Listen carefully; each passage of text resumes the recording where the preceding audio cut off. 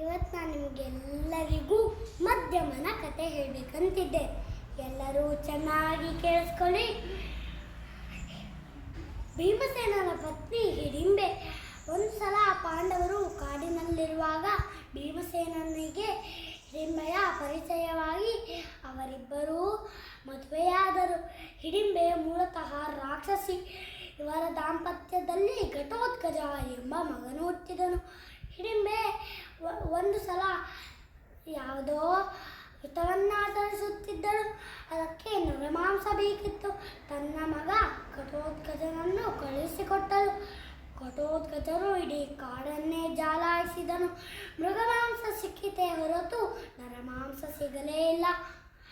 ಏನು ಮಾಡುವುದು ಎಂದು ಯೋಚಿಸುತ್ತಾ ಕಾಡು ದಾರಿಯಲ್ಲಿ ಹೋಗುತ್ತಿರುವಾಗ ಬ್ರಾಹ್ಮಣನು ಮತ್ತು ಅವನ ಹೆಂಡತಿ ಮತ್ತು ಅವನ 3 ಮಕ್ಕಳೊಂದಿಗೆ ಎಲ್ಲಿಗೋ ಪ್ರಯಾಣಿಸುತ್ತಿದ್ದನು.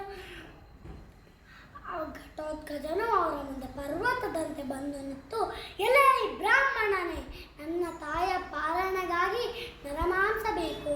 ನಿಮ್ಮಲ್ಲೊಬ್ಬರು ಬಲಿಯಾಗಲು ಸಿದ್ಧರಾಗಿರಿ ಎಂದು ಗರ್ಜಿಸಿದನು. ಗಂಡನು ಹೆಂಡತಿ ಜೊತೆಗೆ, ಈ ರಾಕ್ಷಸ ನಮ್ಮನ್ನು ಬಿಡಲಾರ. ನಮ್ಮಲ್ಲಿ ಒಬ್ಬರು ಬಲಿಯಾಗುವುದು ಅನಿವಾರ್ಯ.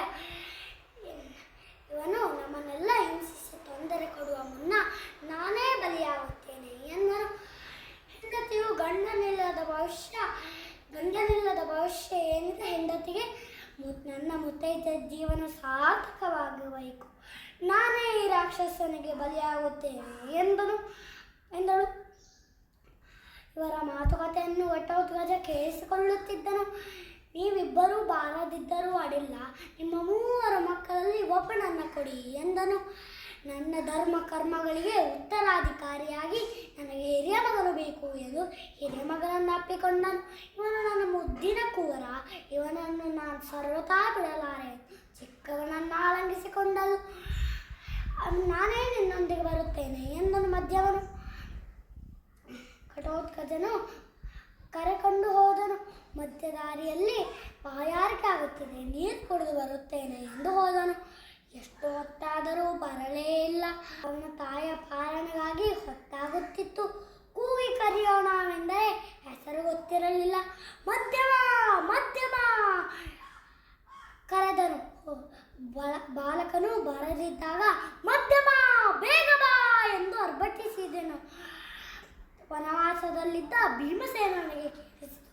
ಅವನು ಕುಂತಿಯ 3 ಮಕ್ಕಳಲ್ಲಿ ಮಧ್ಯಮನಾಗಿದ್ದನು. ಅವನೇ ಎದ್ದು ಬಂದು, ಯಾರು, ಏನು ಬೇಕು ಎಂದು ಕೇಳಿದನು.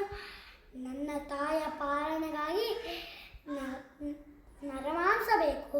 ಅದಕ್ಕೆ ಒಬ್ಬ ಬಾಲಕನನ್ನು ಹುಡುಕಿ ತಂದಿದ್ದೆ. ಬಾಯಾರಿಕೆ ಆಗುತ್ತಿದೆ ಎಂದು ಹೋದವನು ಇನ್ನೂ ಬಂದಿಲ್ಲ ಎಂದನು. ಮಗನಿಗೂ ಅಪ್ಪನ ಪರಿಚಯ ಆಗಲಿಲ್ಲ, ಅಪ್ಪನಿಗೂ ಮಗನ ಪರಿಚಯ ಆಗಲಿಲ್ಲ. ಅವನನ್ನು ಬಿಡು, ನಾನೇ ನಿನ್ನೊಂದಿಗೆ ಬರುತ್ತೇನೆ ಎಂದನು. ನರಮಾಂಸ ತರಲು ಹೋದವನು ತಂದೆಯೊಂದಿಗೆ ಬಂದದ್ದನ್ನು ನೋಡಿ ಹಿಡಿಂಬೆಯ ತೀವ್ರ ಸಂತಸವಾಯಿತು. ಅಪ್ಪ ಮಗನಿಗೆ ಪರಸ್ಪರ ಪರಿಚಯ ಮಾಡಿಸಿದಳು. ಘಟೋತ್ಕಚನು ತಂದೆಯ ಕಾಲಿಗೆ ನಮಿಸಿದ. ಮಧ್ಯಮ ತ್ಯಾಗದ ಬುದ್ಧಿ ಇನ್ಯಾರಿಗಿದೆ? ಈ ಕಥೆ ಎಲ್ಲ ನಿಮ್ಗೆ ಇಷ್ಟ ಆಯ್ತಲ್ವಾ? ಧನ್ಯವಾದಗಳು.